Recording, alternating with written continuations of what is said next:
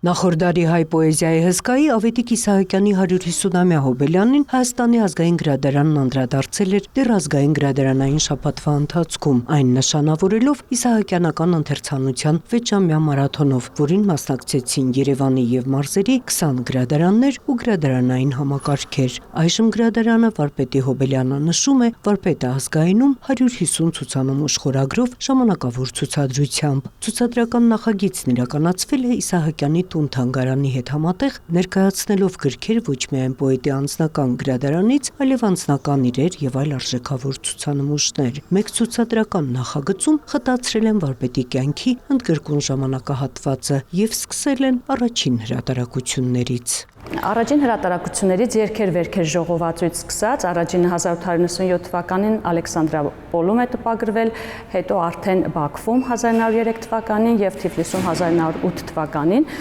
և ակադեմիական հրատարակությունները, գիտենք, որ հայ գրականության կարևոր ժառանգությունն է, գիտական կարևոր ձեռքբերում է և այդ ակադեմիական հրատարակությունը ղեկավարում է Ավետիք Իսահակյանի թոռը,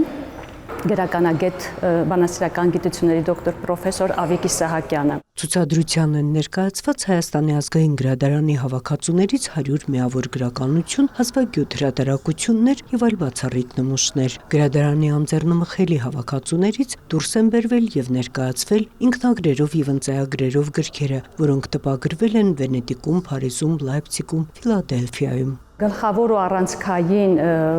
մասը ցուցադրության ընծայագրերն են, ինքնագրերն են։ Ընծայագրեր կան, մեծ գրողներին են նվիրված, Մուրացանին, կոնկրետ այս ցուցադրության մեջ Մուրացանին նվիրված ընծայագիր կա։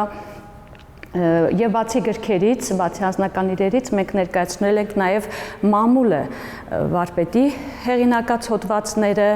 ինչպես նաև վարպետի մասին։ Ցուցադրության մաս են կազմում նաև հենց Իսահակյանի խմբագրած և թարգմանած գրքերը, նրա գործերի բազմալեզու թարգմանությունները, ինչպես նաև վարպետի հուշագրությունների ու նամականու արժեքավոր ցուցանմուշներ։ Նունե Ալեքսանյան, Ռումիկ Խաչատրյան, լուրեր։